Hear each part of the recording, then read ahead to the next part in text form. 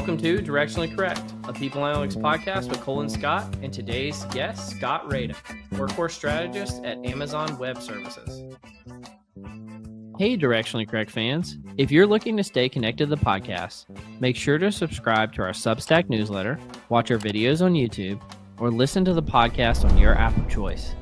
This podcast is dedicated to you to help educate and entertain you on how to effectively do people analytics. We are a listener-supported podcast, so please consider becoming a patron. If you'd like to support the podcast by becoming a patron, you can find a link to sign up in the show notes or at patron.podbean.com/directionallycorrect. Thanks for being a listener. All opinions are our own and do not reflect those of any other organization. I have this girl cat that whenever I'm on a phone call and it hears someone else, it will just walk up on my desk, shift it so its butt is facing right at the camera. I'm like, for the love of God, cat. So I've kicked the cat out. So yeah, well, we're definitely keeping that in the podcast. Oh, come on, Cole. All right. Well, Scott, tell me what the rule of 72 is. How about that? How about we start there? The rule and what does it have to do with workforce skill obsolescence? So the idea with that is that in the world of finance and portfolio management, rule of 72 says that you divide 72 by whatever the interest rate is or the rate it's gaining, and that is how long it takes for it to double. So if you've got $100 and it's gaining at 6% interest rate, you do 72 divided by 6, it'll take 12 years to double. So the idea is to see, can I morph that? Or actually, Kristen worked on this with me. So can we morph that into something in the world of people analytics? So the idea is that if you gather some data related to the role itself, and you see the average gain on the skills in the job is 6%, you could theoretically say that maybe that job is kind of being replacing of itself after about that 12-year period. And of course, if it's some other job like legal, theirs is a lower rate. Let's just say it's 2.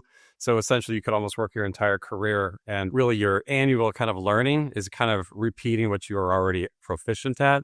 But these other ones, you're really replacing what you have to know. So like if you're a data scientist, you need to learn a new way of coding, a new coding language. Yeah. So this was based on a fascinating article that you and friend of the podcast, Kristen Sabo, wrote together. And I think what's interesting and intuitive about it is essentially what you're saying is, even if you had the same job for a certain period of time, the skills in that job over enough, like again, using the rule of 72, will be completely transformed to where you ultimately have almost a completely different job, even if you're in the same job title. Mm-hmm. So I found fascinating. Yeah, and we weren't thinking it would be totally replaced. There are still going to be some, like SQL will still be around. But it's just generally speaking, comparing one role to another, where does the focus need to be with learning? Those ones where that overlapping replacement essentially is higher. And, it's not a perfect science. It's more like a structure, if you will. As I mentioned, the data was gathered out of like LLMs. So there's a lot of questions as far as how good is that data. They're really good at making structure. It's directionally correct, but it's not. Yes. It could be better. You have to just do that in there. And there are obviously some better resources to get good data for the roles and how they're evolving over time. But if you get that data, plug it into that rule of 72, it probably is relatively accurate as far as the difference between like a program manager, a software engineer, data scientist, how that replacement looks. That helps you focus on not only like how much you need to learn, how like that rate, but what the things actually are that you need to learn and train. Yeah.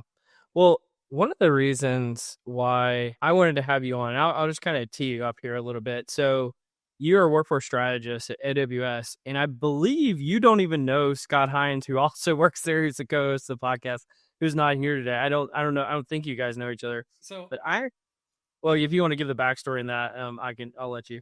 Oh, well, I'll give you like 20 seconds. I have never had a call with him except until yesterday. He was actually on a call with our team. So until yesterday, I have never had a call with him, but finally I actually did see his face. So, well, that's wild. What a small world. Well, we both work at the same company. Until yesterday, didn't know each other. But the reason why I reached out to you is when we started this podcast, obviously we have the nerdery, we have Cole's Corner where we cover articles, and I found you through some of the stuff that you were posting on LinkedIn in terms of some of the articles, and they hearkened me back to a previous era of LinkedIn before it started to really not be that good. And there was an era in LinkedIn where people in the people analytics space and workforce planning and talent intelligence would just kind of share like neat ideas out there with the world, or here's something I learned, or here's how to do XYZ. And all the content on LinkedIn was just awesome. Like, it was better than buying a book most of the time. It was better. Like, there weren't any podcasts really at the time, so you couldn't go listen to a podcast. And it was just a fascinating way to get resources on things. And I saw that you kind of started posting things that kind of harken back to that era where you would just have a neat idea. You'd say, hey, here's how to do this. And so I covered probably, I don't know, at this point, we probably covered 4 or 5 of your articles on the podcast. And I've been trying to wrangle you to get you on here for a little bit. So we finally got that. So I'm really excited to have you here, Scott. And I wanted to start with that rule of 72, because again, just a really neat concept, applying something from another field to a problem in, kind of the skills, workforce planning space. And I don't know, just give you a chance to talk about some of those things today. So I'm really glad to have you on. Thank you. I'm happy to be here. Yeah, man.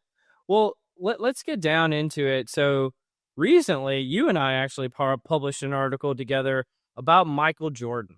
And I think you published a whole series on it after the fact as well. Do you want to talk about that at all? And what's the premise behind it? And what are some of the kind of neat ideas you put into play there? So there was another article, as with a lot of articles, there was some other topic that was being covered. And then the question came up of, is the way you do a prompt, is there a way that the phrasing can change the outcome? As in, if I have some kind of anchoring bias where I say, an example of the answer might be blah, blah, blah. Is me giving that input creating a problem in the output where it uses anchoring? So you and I talked about how can we make an article about this in a topic that would be interesting to other people. So basketball is, of course, a good one. I grew up, I don't know about now, but back 20 years ago, NBA was I watched it quite a bit, especially the Chicago Bears. So I, of course, have a little bit of bias for Michael Jordan. So I wanted to see, is there some way we can play with the data around basketball players to prove who is the best basketball player, at least with the data we gather in the data that is imperfect. And just try to see, is there a way we can not only prove that, but also see if there's anchoring bias as well. And what we did for that first one was ChatGPT. So essentially we had 5 test cases. So we gave a suggestion on assists per game where it said, we want you to weight all of these metrics. An example of that might be assists per game. You'd say like it's 90% of the total, and the total has to add up to 100. And then there was another for 10%. There was another where we suggested I want Michael Jordan to be the best, LeBron James. And then there was another where we said old school, I believe, right? Someone before like maybe the 80s who was the best of all time. And of course, the control where it didn't have anything at all. And sure enough, it proved that there was anchoring bias. The 90 and the 10 were very significant. And coming out of that, you were probably pushing me to see if we had that article about repeatability, for instance. So can we redo this test? And the sample size wasn't that big; it was only 30 per each one. So redid it for 30 again, and sure enough, the results were the same. But coming out of that, another article was, let's play with the other Gemini, Copilot, Claude, and then ChatGPT again to see if they've gotten better since we last tested it. And they had not. But you could actually see a difference between each of the different LLMs as far as, are some of them better at weeding out that prompt issue. Let's see. I want to say Gemini and Claude were just on one. They fell for just on one. ChatGPT fell for everything, and then Copilot was in between. But the hope is to kind of expand that out to do other things. I want to do trivia next. So I took pictures of all the trivia questions. So I go to trivia usually every Monday and sometimes Thursday. So I took pictures of all of the questions and was going to put those questions into each of the LLMs just to see, is one of them better at it? So that's the next one. Yeah. Well, and I'll kind of give you the macro view of why I thought this one was important. Is a lot of people, much like, because everything in the world is just so political and everybody chooses a side, they either go to AI is going to solve everything or AI is not going to do anything. And when it comes to science and how to do scientific research, what I thought was the most valuable thing about this was to show, here's how you can actually use these GPTs to do research, right? To actually conduct a scientific study with a true experimental design with multiple instances of different kinds of observations that you're trying to make. and then actually test the results. But just like with any good scientific paper pre-AI, you could also point out the limitations and the biases of the research methodology that was put into play. And so I just thought it was a really excellent use case to talk about how you can use AI to do science. And I thought it was fascinating. So I thought it was really great work. And you had some fascinating ideas in that, Scott. Sweet. Thanks. And some of the other pieces that came out of the last one was if you get rid of the bias, and I know there's a role where they're discussing like weaving in prompt engineering as a skill or a role. But let's just pretend you can get rid of the bias. So then what is the best model? ChatGPT actually was the most, how should I say this? It was the most refined or close knit as far as his answers were concerned.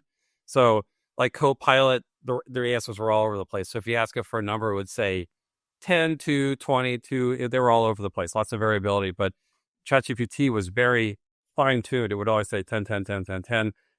Claude was very similar, and then it was Gemini after that. But if you can fix all the problems, then which is the best model? So it's kind of like a stage process where initially you might say, well, Claude is the best one. It passed all the tests by far by the best, as far as all the things we were testing. But if you can fix all the problems, the best isn't necessarily the one that you started with. Well, let's take a step back, Scott. So, like, what are you good at? Like, what are you known for? What do you do in your day job? Where have you worked? Like, give us some of the basics of why people should listen and trust you. Interesting. So I've worked in quite a few different areas. So I started as a nuke engineer, got into process improvement, did budgeting, got into more process improvement, then wanted to get into people analytics, and that brought in dashboards.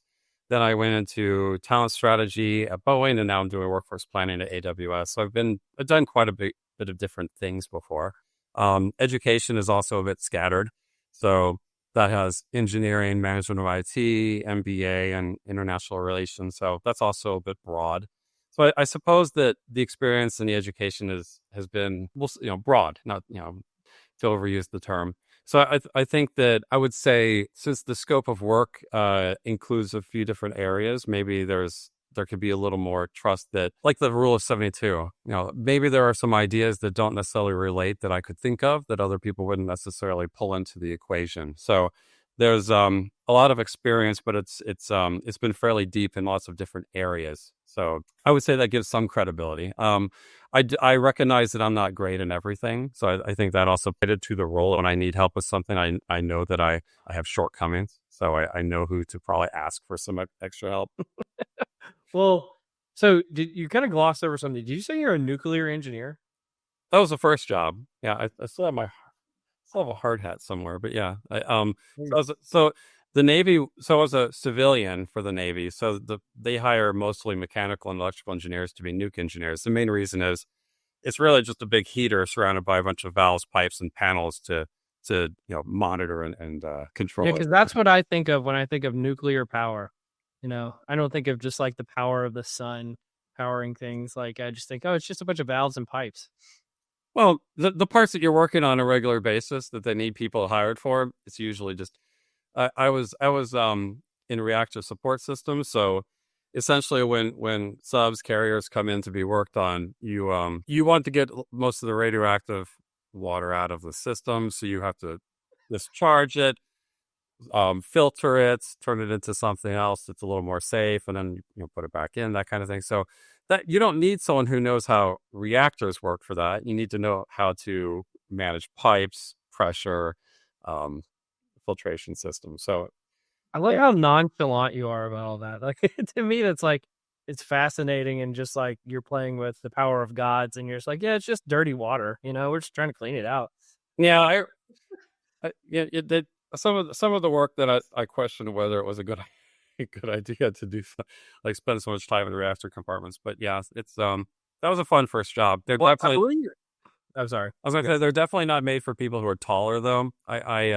My hard hat looks like a football helmet. It's got many dents, chipped paint everywhere. So and then one time I ran into a light in the mess hall and broke it. So I guess I tested the durability of some of the stuff on the carriers. But yeah, it's definitely not good to be 6'5" on submarines, though. Yeah. Well, I know this may feel like it's all over the place, but I think one of the things I find interesting about you is you're a pretty eclectic guy. I think you also do like a newsletter on fantasy football, right? And what is your fascination in that space? So I was pulled into fantasy football by a friend at the shipyard actually, and it has been a side like source of enjoyment since, and also sadness because I still haven't won the league he runs. Um, Well, maybe don't read the newsletter. You won't win. yeah, that's true. I win. I do very well in other leagues, but everything that's run by his name's Troy. Everything run by Troy. He is the master and commander of that league. Um, I think it's kind of the nice thing about fantasy football. It's actually where I first started using Tableau because I, I I wanted to make a dashboard to prove how much better I was than everyone else at this one league. So I was like, what better than to have a dashboard with a visualization that shows my rank move. That's a bold move when you're not in first place. Well, now when I did win, that was a Virginia league. So Okay. yeah. So I was able to beat everybody in that one. But no, the one he runs is very similar to an actual league where they have free agency, but like by the time you get to the actual draft, all the good players are gone. And he's really good at everything that's pre-draft. So he already has a winning team before the draft even starts. Very good at managing the money. But as far as that is concerned, one of the really cool things about that is it brought me into playing with the dashboards. But the newsletter, I haven't played with it much until lately. I'm going to get it going again. And actually from your help with Substack, I'm going to try to get it going again, probably in about 2 weeks. So we'll see how that goes. I don't know if I'm going to play with podcasts or making videos. I think that would be kind of a nice addition to it. So maybe this year just get the articles working and figuring out how to make the data work and get everything, just kind of get myself back into the groove of that every week. And then maybe next year do videos with it as well. You heard it here, folks. Scott Reida, fantasy football guru, starting his own podcast, launching it off the Directionally Correct episode. So well done. Well, Scott, I had to give you credit for being simultaneously the most and least prepared guest I think I've ever had. You didn't apparently one must have gone to your spam folder, get the agenda for today, but you did send me an insane amount of resources about things you wanted to cover today. You want to talk about the Gartner hype cycles or any of the other stuff you sent me? In fairness, I got a new phone, and I have a whole story about getting a phone. All right, tell it. You want a story about the failures of getting a phone? So I had this phone. It was probably about 6 years old, and it wouldn't charge anymore unless I used one of those magnet pieces, and I couldn't put more pictures on. I've got a 6 and 8 year old, so I have to make videos basically 18 times a day. So I need a new phone. So I went into, we'll save them we'll just say it's a carrier. I went into their store, and I said I need to do a trade in for this. So they said, okay, we're going to give you $820, I think, toward the new phone. But I wanted a 1 terabyte phone. But the one they actually sent me was a 512. So I saw that in the update on the mail. So I run into the office or the store and I say, you're sending me the wrong phone. Do I accept it or reject this thing?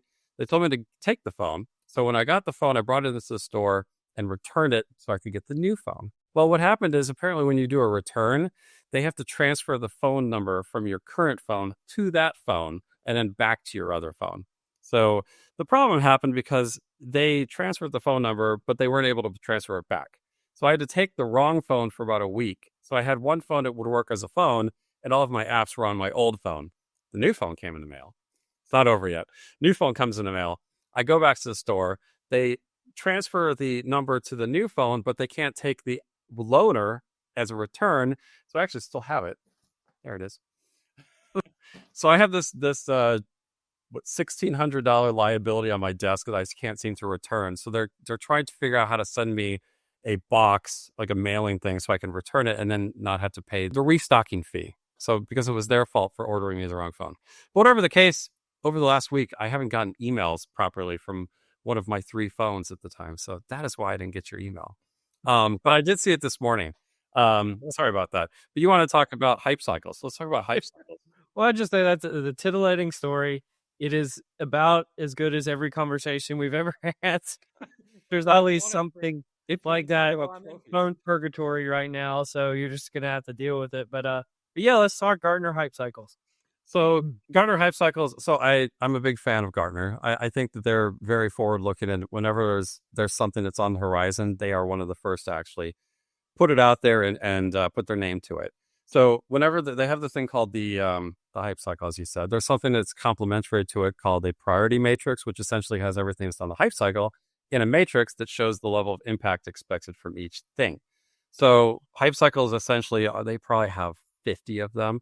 So when new technology is coming out, they start at what they call the innovation trigger. And then as it's called hype, the amount of expectations around it ramps up very quickly. And that's where it's basically the greatest thing since sliced bread. I'd like to know what they had before sliced bread, if that was the greatest thing at the time. But greatest thing since sliced bread at the very top. And then people are, early adopters grabbing it, trying it out, and they realize this is a piece of garbage. And it falls into the trough of disillusionment hell, where basically there's nothing that's going to come out of this technology. Then you have some late adopters and some of those early adopters picking it back up again and saying, well, it's actually good for this and this. So it starts to travel up the slope of enlightenment, and then you have full adoption over here. Point of all this is they have a lot of these different hype cycles with all these different technologies on them, and software engineering probably has like 8 or 9 of them. So you can take all of these different technologies and capabilities and kind of put them in one spreadsheet and review all of them and whittle it down to the ones that are applicable to a company's like priority roles. And you can actually figure out over time, like over the next 10 years, what are the skills that are going to be relevant for your priority roles? And like, how's that actually going to ramp? What level of impact are each of them going to play? Good example of this is if you had done that 5-6 years ago, chatbots were on every single one of them. And of course, LLMs are kind of advanced chatbots. So if you had actually done some of this planning long ago, you could have been prepared for this. But I think a lot of companies are doing catch up at the moment. So a little bit better planning with the help of Gartner and other resources would have helped mitigate that. That's fascinating. Well, what else you want to talk about, Scott? I know you sent me a bunch of stuff. I don't even know what to cover. What do you want to talk about today? I did read your thing while I was walking this morning, so I had about 50 minutes to read it. So let's see what was next on your list. Well, we could talk about RC cars, or that you make stereo equipment, or you refurbish things. What do you want to go? Let's. So I actually brought over my RC car because I saw that on your list. So if like 12-year-old boys like to do something like race RC cars, lift weights, play video games, those are kind of my hobbies. So this is called a truggy. It is they're pretty huge. If you ran into someone's ankle, it'd probably break it off.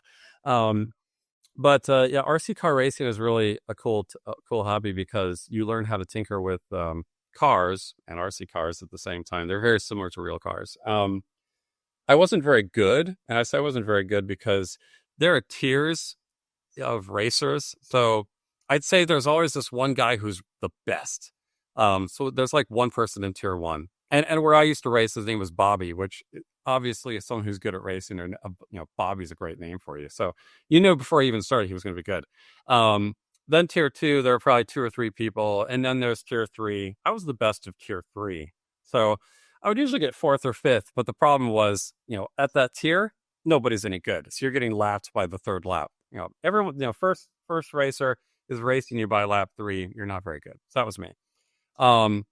But the cool thing about racing cars is you learn patience. You would think you just want to go fast the whole time, but the people who are really good, they'll go over jumps and they'll know how to stop their car at the bottom of a jump, and then immediately they'll go around a turn. I'm the person who's just going too fast, go around, and how do I describe this? You hit the wall. If this is a turn, well, you don't usually hit the wall. You're not going that fast. But if this is a turn and you have a ramp that like a bunch of jumps that lands here, really good racers will land their car and it actually stops practically, and they curl around this like that. I would fly over it all the way over here and then have to spill all the way over here. I'm going faster, but I'm actually going slower around the track because I didn't have the control. So RC racing, I think, is a good test of learning to use patience properly, and you're actually faster if you're slower. I got to tell people who are listening to audio only, there's been a few instances already on this podcast. You might want to check out the video because Scott's making some great hand motions. It's a racetrack. It's some sock puppetry going on over here. Yeah. So well done, Scott. Yeah, I see there's a kid thing over there. I don't know if I can involve that at all, but Yeah, RC car racing is pretty fun. And of course, I like to play Call of Duty, Yeah. which is Well, I want to take us back to the beginning. So when I teed you up, I talked about you kind of harkening back to an earlier era of sharing ideas out publicly. Why did you start doing that? Like, what was your motivation? You've written about a bunch of different topics at this point, covering a lot of ground, and I see it as very generous what you're doing. Why were you doing it, and kind of why do you continue to do it? um just more like curiosity, and I like to play with data a lot, and I miss using Tableau. So essentially, everything I'm putting out involves Tableau and playing with data. And I think that generative AI is obviously very, very helpful and things. And I mentioned, you know where your shortcomings are. And I think that Gen AI is helping to, fill gaps that I had before. So it's kind of the co-pilot, if you will. So if I, let's see, we talked about the town hubs, for instance. Like, I don't want to I don't want to have to gather and come up with like like fake data to prove the point. So I can have it, I'll structure the question. Well, explain the talent hub. I think we covered that with Chris Sailing, I believe, on that episode. If people want to check it out, but explain the talent hub one to the folks who didn't check out that episode or read the article. Okay, so if you're a company and you're considering 10 locations of where to put some talent pools. Let's just say you have data scientists and program managers and software engineers, and you want to figure out what is the best location to consider for those, or top three. The things you might want to have on mind, metric wise, to compare each of those locations might be compensation, the size of the talent pool, growth rate, ease of doing business, and probably add 10 more to that. So if you could come up with the different metrics, let's just say you come up with 8, you can then go to ChatGPT and say, I'm looking at some different locations. Here are the ones I'm looking into. Here are the metrics I'm considering. What other things would you add to this? So it'll come up with 4 or 5 other metrics, and then it'll come up with 3 or 4 other locations you hadn't considered. Let's say you want to say, give me some other locations that are not in the United States, in Europe, with sizable talent pools. It'll give you some decent ones to start with. So they might not be perfectly accurate, but it'll be directionally correct, if you will. And then, so you have a good list of metrics, you have a good list of countries or cities. Then you don't have to come up with this fake data. You can come up with data that's relatively accurate. It's not perfect. Again, you want to use. All right, like that was my only criticism of it. It's like you're trusting the data coming out of this a lot if you're actually making a business decision based on it. And I would say, just because by nature of where I work, where we're actually using the real data on a lot of those criteria that you mentioned. Mm-hmm. And I've actually done it kind of side by side to see what my analysis versus a GPT analysis would do. And a lot of times the data is wildly wrong. Mm-hmm. I would say just be careful what you trust when it comes to doing that type of analysis. Yeah. So make the structure and the idea, build the template in Gen AI, and then come to Cole for the data. I love that advertisement. Well done. All right. Not queued up, but at all. That's good. So, it's really good for structure. It's really good for helping, give you other ideas you hadn't necessarily considered. So I feel like that's a great, as I said, co-pilot, if you will. And then you get all the data. And I mentioned, if before Gen AI, I would have had to make all the data. So I would have had to say, give me, I think reasonably this location would have I could, because you can't use your actual sources. You need to actually, you have to take steps away from that and pretend you don't know the real data. so it has to be blind on that. So if Gen AI can provide it to you, then you have taken yourself out of that equation as far as your licenses that you're using.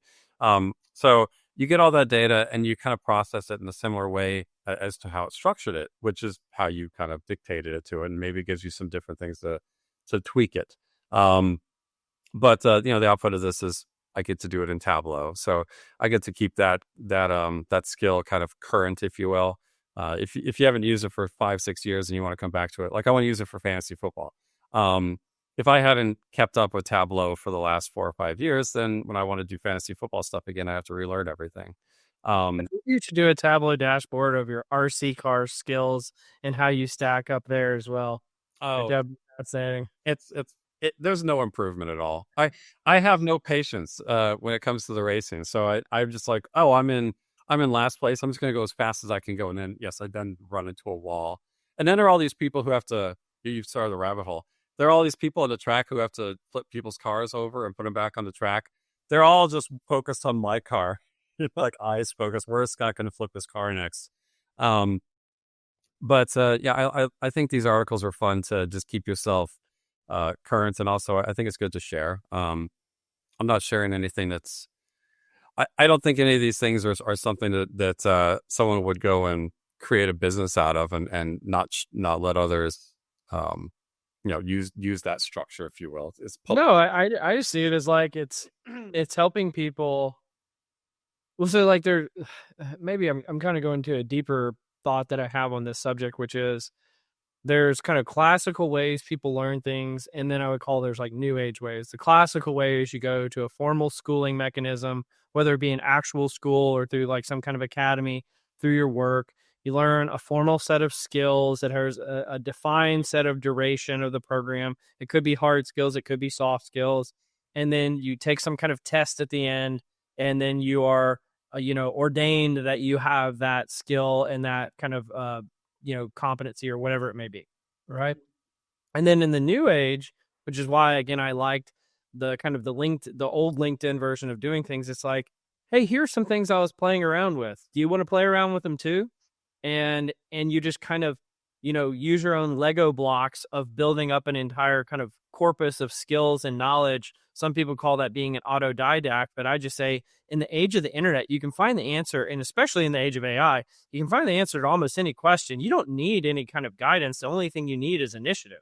And so if you are willing to go off and kind of learn these things, but what I see people like you doing, and what I think, some of the stuff that I've done in the past, is just giving people a trail of breadcrumbs so that they can learn themselves. And I think really that's the future of development, or it's the present of development. And so I just think it's fascinating what you've been doing. Yeah, well, thanks. And I think it's good, it's actually working through like a case study, if you will. So when you learn theory of something, going from that step to actually being able to apply it in a business case study, it's a bit of a leap. And you're not just bringing in one topic, you have to bring in 5 different topics and figure out how to weave them together. So I think case studies are really great for that. Absolutely. Let's see. I want to talk a little bit about. There we go. We're getting started. We're cooking on gas now.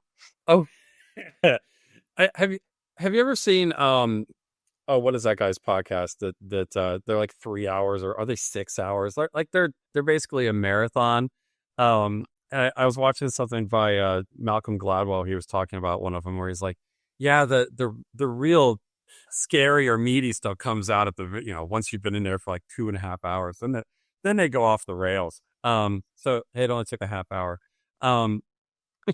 We could have started here with you, Scott. You're very different than many of our guests, I promise. I've seen a few. Yeah, little less reserved probably. I want to talk about the everyone gets paid the same, and how AI might play into that. So that's something that Well, I'm gonna force you, since it's my idea. I'm gonna force you to tee it up, and then you bring me in where you want me to, because I don't know where you want to go with this. Oh, well, it could go in a lot of different directions. So my thought is, so initially the idea of everyone gets paid the same is, from the way I'm looking at it. Okay, you're doing a terrible job of teeing this up. Everyone gets paid the same was a theory that I created a few years ago, wrote up an article.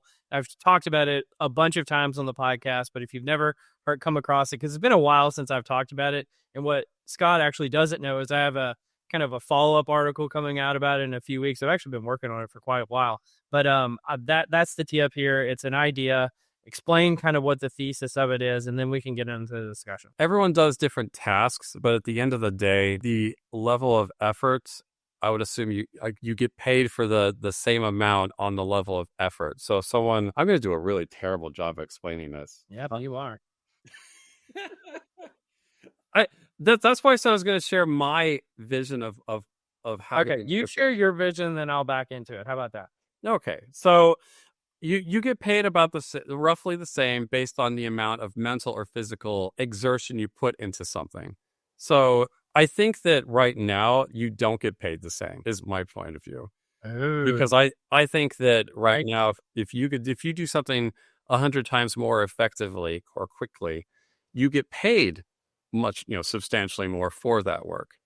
But my thought is that as AI and other tools become more involved in work across different industries, the level of separation that someone has will go down. So I won't be able to be 100 times more effective or productive as you, because AI will close that gap. So I won't be 100 times, maybe I'll be 20 times better at you than this. Because it's brought you up to my, the average has gone up. So my separation from you has gone down. And I think that as tools get more and more good at these different tasks, that gap will continue to close. And eventually I won't be any better because AI will have augmented everyone else to the level that I'm at. It might never get to 1-to-1 ratio, but I'm just saying it'll eventually close to the point by industry and job type that difference will be essentially nothing. And then there will be no justification to pay me more than someone else because I'm not more productive or higher, have higher quality. Yeah, I think you're actually explaining the theory, it's not the alternative. Okay. So I'll kind of give the basis of how I came into having the thought in the first place. Is I noticed this is all the way back when I was an individual contributor, is I would notice myself, but also in other people, what would happen is somebody would go from like a junior analyst to a senior analyst, and they were super excited they got this promotion. Like maybe they got a pay increase of 20%. And then lo and behold, what they would find is because they would get additional responsibilities because of this promotion, they were having to work 20% more hours to be able to get that, to be able to be a successful performer in their new job. And so I noticed this pattern where it's like, did you actually get a 20% raise or did you just have to work 20% more time?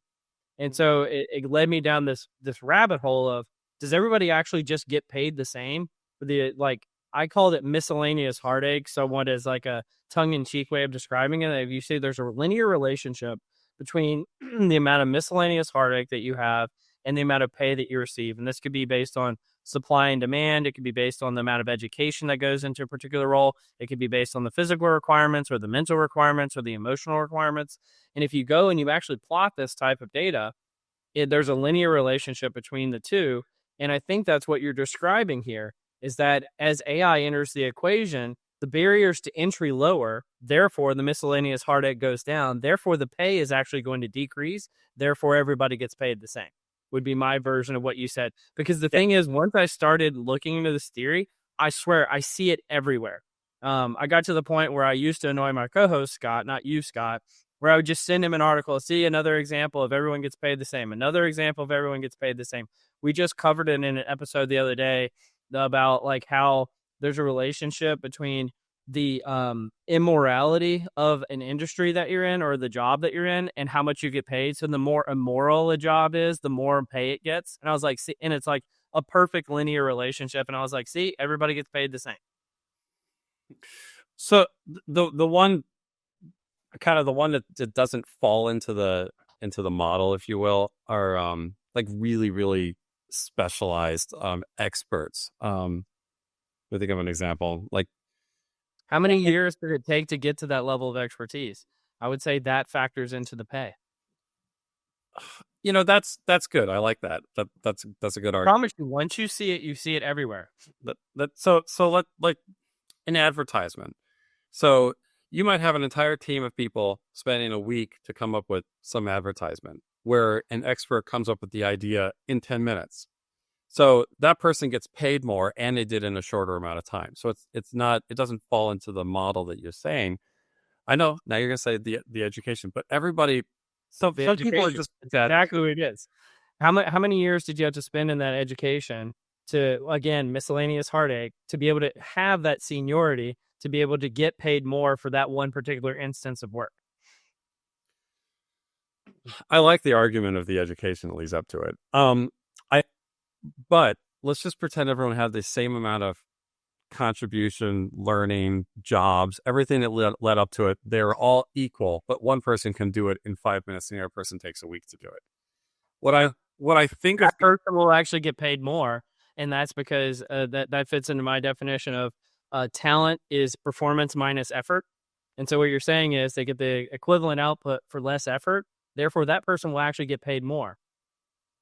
Yes. Okay. So we agree on that. But here's what I was saying a bit ago. that difference where they're getting paid more is going to contract over time as the AI tools get better. So so the that means that their effort would actually would be decreasing because AI is getting better. That person still does it in 5 minutes, but the team that took a week to do it, eventually they'll do it in 5 minutes. So the expert is still the expert. He can do it without AI augmentation, but the other people are going to use all these tools.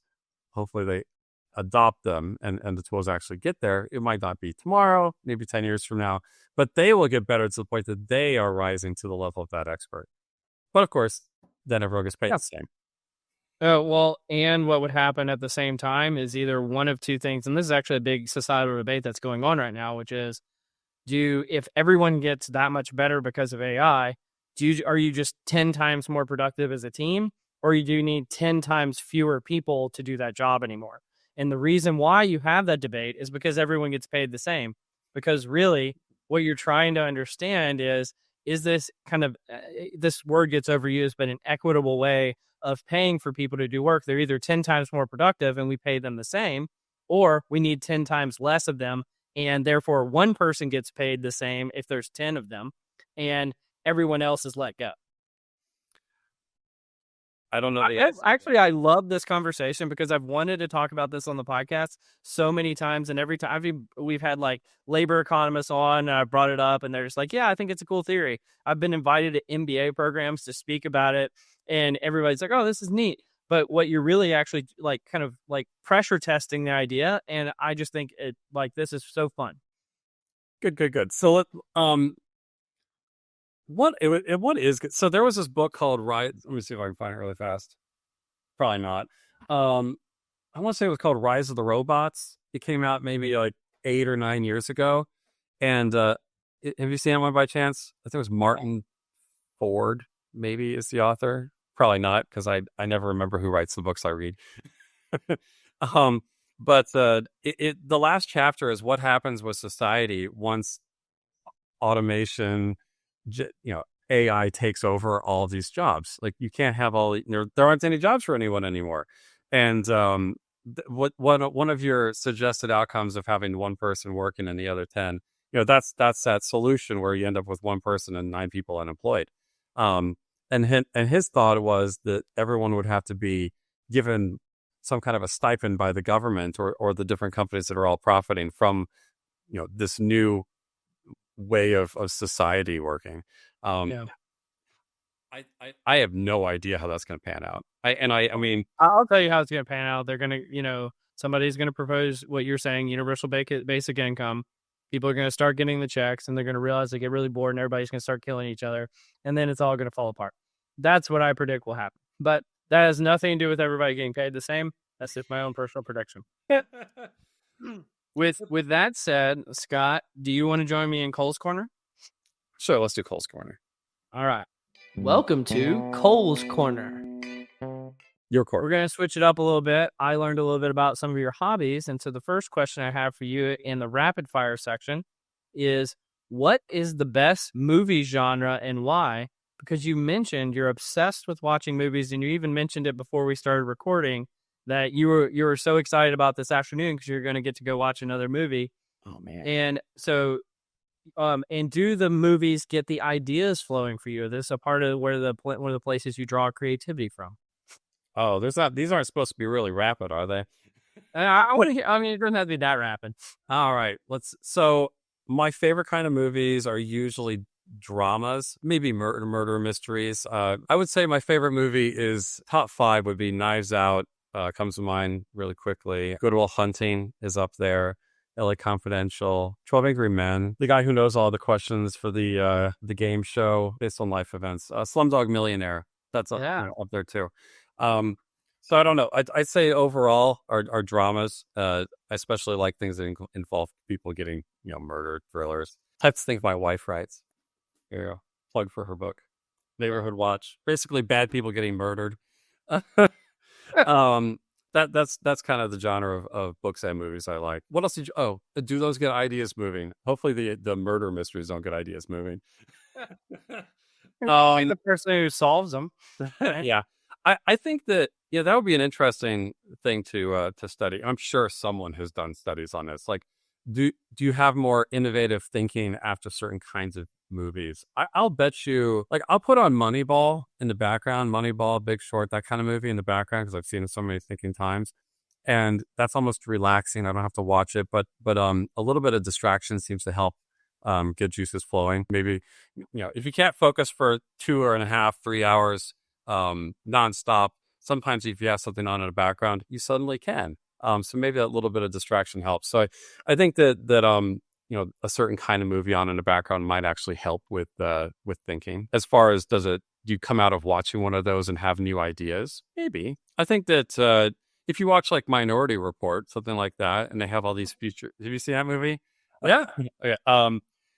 A lot of those things have come true. I think that if you see something like that, where you actually see it as a case study, like you see him walking into these different locations, it sees his eyes, it knows what products to sell him because it knows his history.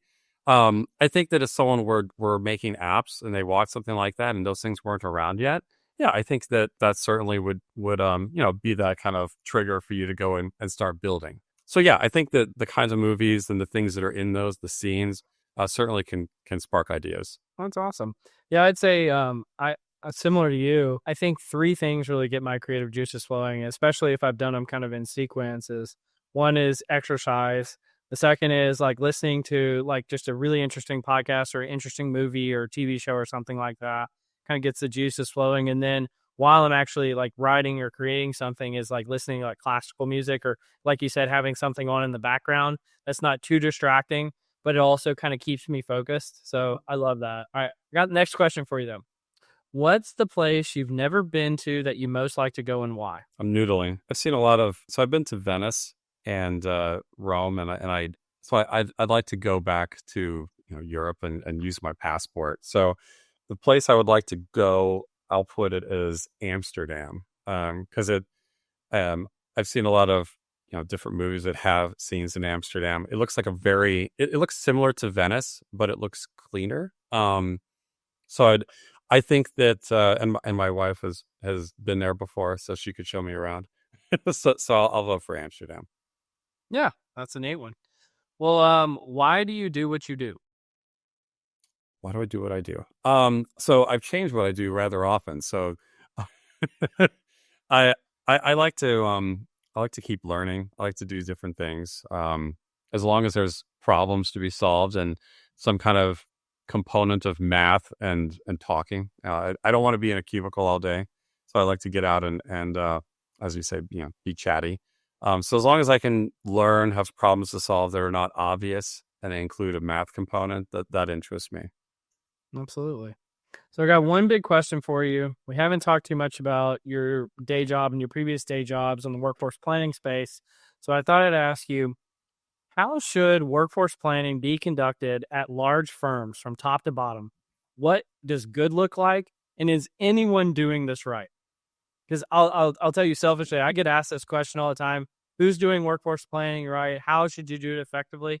And I'd love to hear from somebody who's currently a practitioner in that space. Well, I'll say that, of course, where I am, we're doing it perfectly. But if I were going to walk into anywhere that, let's just say, they didn't have a workforce planning mechanism in place, I think that the best way is good means that you're making the workforce as optimal as possible. You're allowing revenue to happen because the teams have been created in the best way. So I think the way to do that is to understand the process, the tasks they're actually doing. I don't think you necessarily have to do it as a kind of quote unquote zero-based workforce plan, but I think it's a good idea to just understand what is the work. Don't just assume that because there are 100 people doing X, Y, and Z that they are already optimized. I think it's good to scrap all that and just kind of look at it as a blank slate and say, if we were making this today and this is the work they're doing, how would we do it? So I'm a big, I mentioned in one of the articles, as you mentioned, talked about black belts. I think the black belts and change practitioners are going to have a big resurgence as AI implementation gets moving more rapidly. So I think that future is going to be, we're going to map out the biggest projects that people are doing. We're going to understand how to not only just get rid of waste, but figure out what tooling is going to be right for the different tasks they're doing. I don't think things should be just thrown at people. So you wouldn't just say ChatGPT is the best thing to augment this kind of work. so that's what you guys should be doing. It doesn't always make sense. So I think that you would try to figure out what are the biggest tasks, projects that people work on. How do we weave AI into them? How do we get rid of the waste? What is the remaining workforce that looks like, after you've done that? That's what I would say. That would be your ideal workforce. That doesn't always cover everybody. So you have support groups too. So it doesn't have admin. It doesn't necessarily have finance. It doesn't have HR. So you have to figure out how to weave those on top and what is the right amount of coverage to support the people actually driving revenue. Well, cool. Well, you want to do some what am I reading right now? What am I reading or what are you reading? All right, well, we're going to do what am I reading. So I got the first one for you. Another kind of person like you who we've talked a few times about some of the stuff on the podcast is Rob Briner, really well known in the evidence-based management side of things. He has a LinkedIn post here called "Is Psychological Safety Overrated?" based on a 2023 review in the published literature. And he summarizes this to say some of the observed themes in the literature is we don't actually know much about how to increase psychological safety. We don't know much about the causes and effects of psychological safety. We don't know much about the meaning and measurement of psychological safety across different groups, countries, and cultures. And we don't know how much about the factors which affect or limit the relationships between psychological safety and outcomes. And so one of the things that you've seen, like many kind of psychological phenomena that make it into kind of the popular sphere, is that they're seen as like a universal good, right? Psychological safety is good. Everybody should adopt it. It's the best thing since sliced bread, to use your comment from earlier in the conversation. And then one of the things that you find is there's actually not a whole lot of evidence to talk about it. So before I give my thoughts on this one, I want to get your reactions to Rob's post. What did you think, Scott? Well, the words "I don't know" or "we don't know" were said frequently. So it means there's a lot more to be explored. I want to say it also mentioned that having too much was also bad. So I think that maybe some stress is ideal, but it doesn't sound like we know exactly what the right amount of stress is, and it sounds like it varies based on the environment. So there probably is a right amount of stress or lack of psychological safety that is best for each environment. So I think that the next step is to maybe segment out the populations. Like if you're building software, there's probably a right amount of psychological safety or lack of safety in that environment. Same thing might be true for like a shipyard. If you're a mechanic on deck plates, maybe there's some kind of, you can't feel like you can just go do the work without knowing that someone's going to come and check what you did behind you. So there has to be some kind of expectation that you're going to be held to some kind of a standard or lack of safety, if you will. So I think that you probably want to segment it out by the type of work being done and expect that some lack of safety is a good thing. Yeah. The thing I'll say in this space is I feel like this kind of became somewhat of like a political litmus test almost, where if you actually look into all the research about psychological safety, the kind of the critical juncture for me is, can people have disagreements? And if you look in the research, what they would say in the most psychologically safe environments, this should be rife with opportunity to have civil disagreements about different things. But if you look how it manifested in the workplace, is it was actually like only a psychologically safe environment means we have no disagreements, right? And only one kind of viewpoint is acceptable.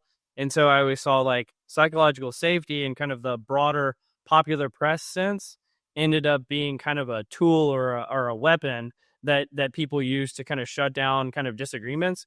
Where in the literature itself, it's like saying this is where you should be able to have those disagreements. So I don't know if you had that experience, but that was definitely kind of where I've experienced it in the workplace up until now. Yeah, and I think that there are certainly thresholds where things shut down, and there are people who create that. So I think it's good to, certain environments might be expected to be, I guess, less open, but really I think it comes down to just the people who are there. You might have that scenario where you say, well, this is not going to be safe, this environment, because we have shown that 95% of the time it's not. But the people there are probably, they're what dictate what the reality. And it's going to be different. Like tech firms are going to be different than a government agency. So I think that's why, just got to chop up the population into these different test scenarios. Yeah, or just not be overconfident that we actually know something and there's like a panacea that's going to be a cure-all for everything. But I want to hit you with the next one we got here. It's not really an article. I just thought it was fascinating. And I imagine you will too. A post by a guy named Bruno Gonzalez. He talks about Stripe. So this is the financial payments firm that's a very famous kind of startup, even though they're not really a startup anymore. They're so big. But he said Stripe trained a transformer, so think large language models. But instead of learning natural language, it learned the language of payments. And so they took discrete structured payment data in, like, think of large massive tables of transaction information, and were able to just put it through this transformer, the large language model. And what they found is it created a general purpose model of encoding rich transaction information that could be used across a variety of tasks for the firm. And the funny thing is, if you look at the results, it kind of looked like an organizational network analysis or an O&A.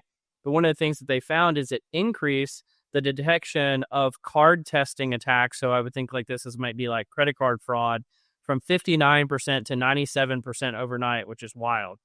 And so I wanted to get your thoughts on this one, of just like another novel use of a current technology on a completely different set of data. Mm-hmm. Yeah. First impression is awesome. I think that 20 years ago, how do you test for fraud? Well, sometimes people just see if a card works and they charge $2 on it, and if you suddenly come back 2 minutes later with a $100 charge, that might be fraud. This is obviously that, to the nth degree as far as accuracy and creativity is concerned. So yeah, I think it's really, really pretty sweet. I think that this is, as we mentioned before, this kind of thing is going to become more common across more industries. And we talked about what does it do to the workforce. Not only does it improve the detection from, was it 64 to 95 or something like that, the number of people needed to actually monitor all those different claims, some of them just don't happen in the first place then. So you need the 100 divided by, I don't know, 4, 5, as far as number of people to actually monitor everything that's going on, and your quality improves. So this is going to happen in all industries, all different tasks. The big thing is they just have to embrace the technology, adopt it, understand that it's not perfect, try to figure out how to make those imperfections, they're not going to be perfect, they're just going to be closer to perfect. But I think that this is just going to continue. Really cool stuff. Absolutely. All right. Well, I've got one more quick article for you, and it's called How Psychological Study Results Have Changed Since the Replication Crisis Began. And I thought this was a fascinating one. This is one of the general themes of the podcast when we first started, was just talking about how science itself has just really gotten over its skis, because so many of the major findings in the softer sciences like psychology and sociology have not stood up to replication. And so that's where the replication crisis came about. But the good news is many scientific journals and just researchers themselves have started to adopt better practices for how to do science more effectively. And one of the things that they found of the results, I couldn't find it today, but there was this visualization that showed the number of statistical positive findings that had been submitted to journals over time. And they've just seen the number of statistically, like basically their hypotheses being confirmed that are submitted to journals has just plummeted over the last few years, which does two things at the same time. One is it increases my trust in the science, that actually, we're not finding a new finding under every rock, and there's just this proliferation of probably findings that won't stand up to replication. But two, I imagine it's becoming much easier to publish if you don't find positive findings. And I think that in itself is probably going to increase a lot of trust in science. But did you get a chance to look at this one, and have you had any thoughts or experiences with the replication crisis? So when I started to read this, I honestly thought I'd read it before. Probably 3 years ago, one of the things on a reading list I had for school was something very similar that covered this topic. But I saw this came out, I think, in May, so I did not read this before. But interestingly enough, when I was in that one school program, they didn't mention putting caveats around when different research articles were actually done. So they were not actually saying, there was no criticism or skepticism, we'll say, of things that were gathered during that time that was suspect. But we did talk about the fact that it did exist. I like that they mentioned the sample surveys, or the samples getting larger to try to correct the problem. This is kind of what we talked about earlier with the Michael Jordan or the NBA and anchoring bias thing, where we wanted to be repeatable. That was only 30 samples. So, would it have been better if we had 100 samples? Probably. Would it have been more repeatable? Probably. So I think that it's a good practice to have more samples. I think it's a good practice to not just throw articles out that are not necessarily vetted with good sources. I think that's part of the magic in a lot of these articles, is that you expect that if you repeat it, you'll have the same result. I'll throw one more thing out. I for our anchoring discussion, my concern was that it wouldn't be repeatable, and because the thing that you're doing a study on is constantly being updated, so which would be a great thing. I would love it if I redid all of those and there would be no anchoring bias. That's where it's supposed to go. So in some cases you don't want it to be repeatable, but in that case we that's a little, at that moment in time it was true. So I think that's a good thing for people to understand, that some things should not be repeatable because they should be corrected over time. But in cases that are where it should be, I think they mentioned, if it's like a psychological test, theoretically a lot, those shouldn't be evolving terribly quickly. They should be repeatable. So I think it was a good article to cover the fact that sampling needs to be, substantial enough that it can be repeated. But I do think that based on the kind of article, the content, we should expect things not to be repeatable in every case. Yeah, we had a previous guest, Dr. Marcus Crede from, I believe it's Iowa State University, and he came on the podcast like 2 years ago and said he thought 40% of research, if not more, was just completely fabricated. And so what makes me excited about seeing findings like this article is that even if he was right or wrong, that some of these problems should be improving. And I think that is really important as a society right now.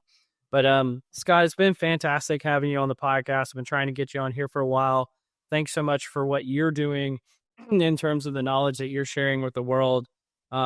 Anywhere people can find you or your newsletters, and any final words you want to share with the audience? It's been great being here. I appreciate it. We talked about the fantasy football thing. So that's ffinsights.com. So that'll be up and running probably within a month. So please check that out if you like fantasy football. The people analytics content is put on there as well, but I think I'm going to shift that probably to a different site because not everybody wants to look at fantasy football. I reckon also. Everybody? No, it's not for everybody. I'm doing a little thing with my kids. It's called Logic Bully, logicbully.com. It's with LLMs. I'm trying to teach them how to use ChatGPT, Claude, Copilot, Gemini, just to see how each of them works, and the problems of how they don't work, as we've mentioned. So we're doing the news, basically liberal, moderate, conservative news sites, aggregating them all up, seeing where they agree, where they disagree, and doing like a 2-minute summary. So that's something else I've been playing with, but that's about it for me. But again, I appreciate it. Thank you. Yeah. Well, thanks so much for joining, Scott. You've been listening to Directionally Correct, the People Analytics podcast with Colin Scott. Today's guest, Scott Reida. Thanks for joining us, Scott. Bye.